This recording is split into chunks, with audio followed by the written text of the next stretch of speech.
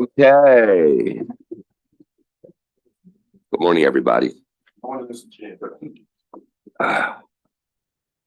Nice to see you all today. We've got a couple members who've got some personal things that they're dealing with, caught in traffic, other issues, so they'll be coming in shortly.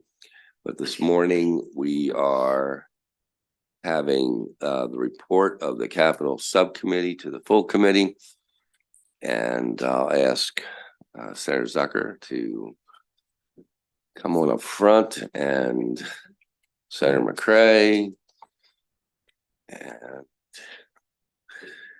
whatever support people. We've got lots of support people all around us. Thank you for being here.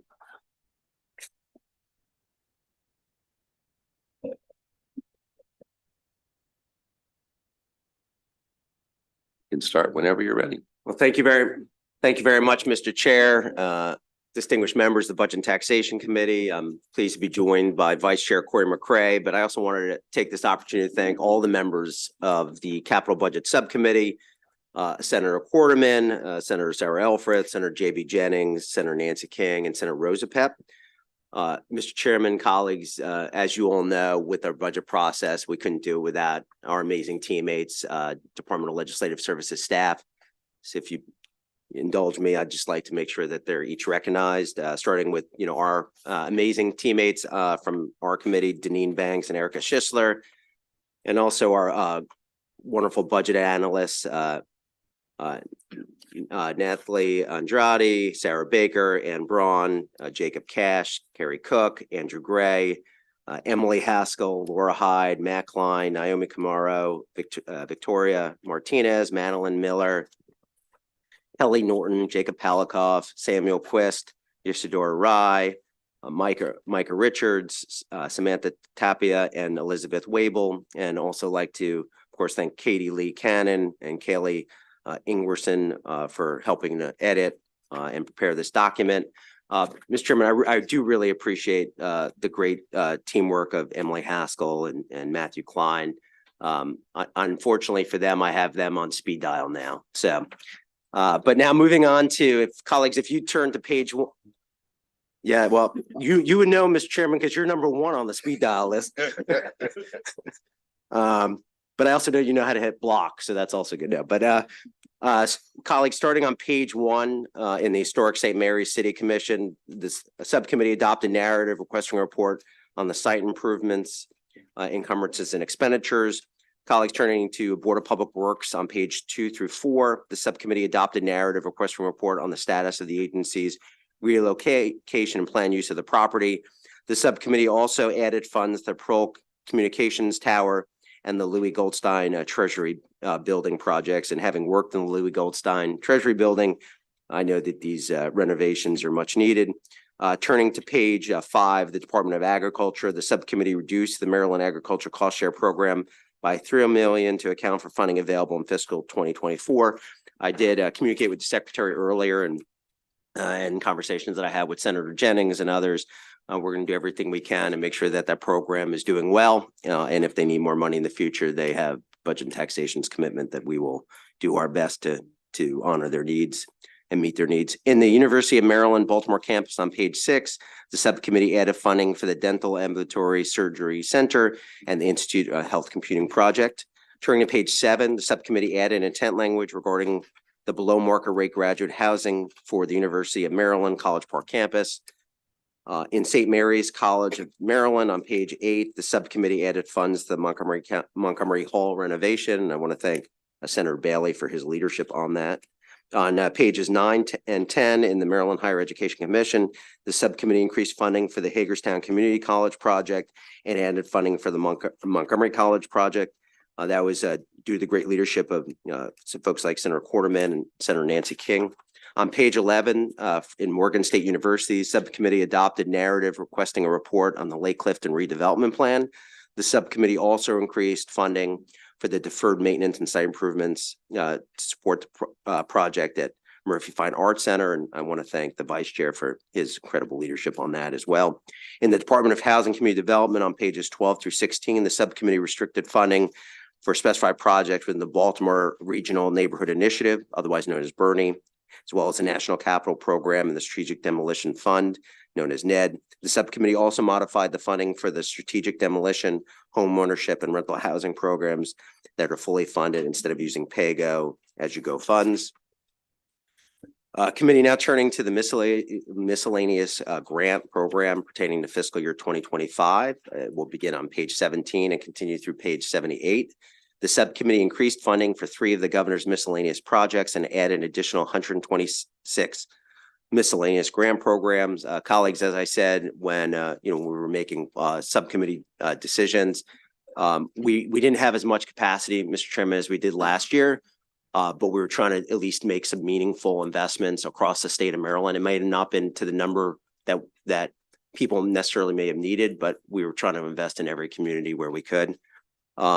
On page 79 in the Maryland Hospital Association, the subcommittee added funds for the Howard County General Hospital project, which I know from our conversations, Mr. Chairman, it's an invaluable hospital in that region, and especially with everything that happened yesterday. It brings our attention to our first responders even more.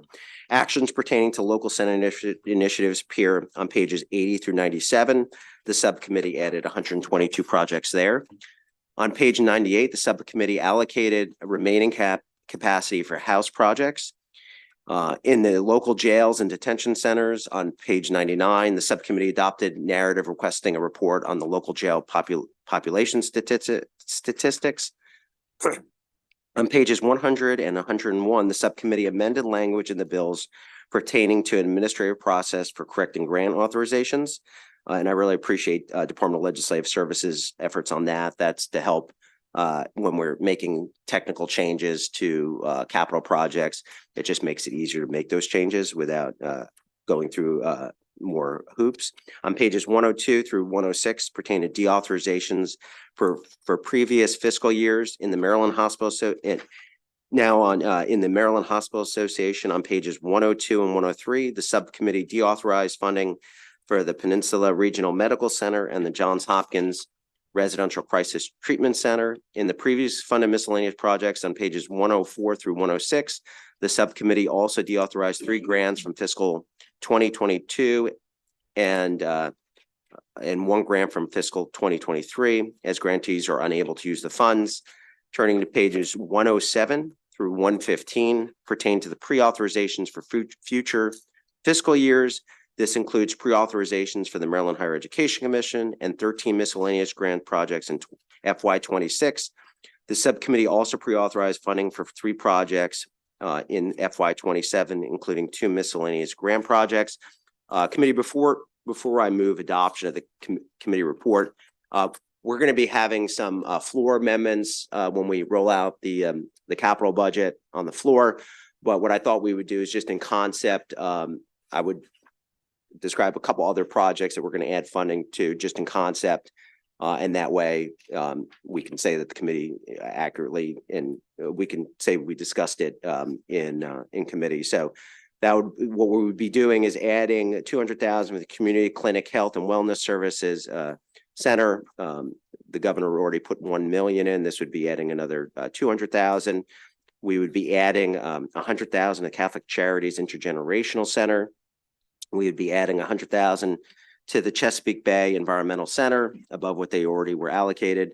We'd be adding $104,100 to the Peggy and Yale Gordon Center Performing Arts, and we'd be adding 100,000 for Clay Hill Public Charter School, and we'd be adding an additional 25,000 for the City of Glenarden Police Station. In addition, there are a few pre-authorizations that we're intending to be adopted by the subcommittee, and we didn't get to it. One is moving up. One is Enoch Pratt Collections and Storage, pre-authorizing 2.5 million in FY26, and moving up the Bowie Library from out years to FY26, and then UMBC. There's a student center, moving that to FY26. But other than that, Mr. Chairman, I move adoption of the subcommittee report. Thank you, Chair. Any questions for the chair of the subcommittee? Like a second, Mr. Chair. No questions? Okay, so we're not, we'll say it as amended, right? But it doesn't count the other ones, though, I guess, the ones that we're gonna do on the floor, obviously. Yeah. Okay, so this would be a vote on Senate Bill 361 as amended. All those in favor? Aye. Opposed? Thank you very much, Mr. Chairman. Great job. Oh, wait. Prior auth. Oh. Okay. We have, Senate Bill 966. yep, Senate Bill 966 is a prior authorization bill. It was heard publicly. We have an amendment that reflects what senators want in terms of changes. And I would move the bill as amended. Second. Okay, any questions? I gotta print us all this. All those in favor of Senate Bill 966 as amended? Aye. Opposed? All right, thank you very much. That concludes our business for this morning. And we thank everybody involved in putting all that together because it's an enormous amount of work. Thank you all. Second reader tomorrow. Second reader tomorrow. Second reader tomorrow.